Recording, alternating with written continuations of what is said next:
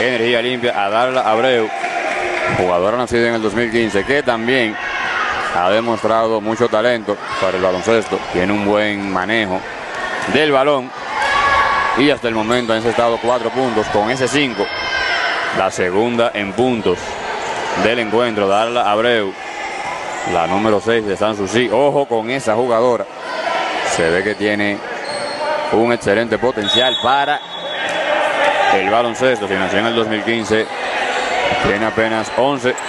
No pasa de 11 años, tiene que estar entre los 10 o 11 años de edad.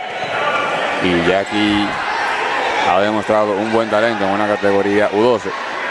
O sea que le queda otro torneo en esta categoría. En lo tanto ya solamente queda 1 minuto y 16.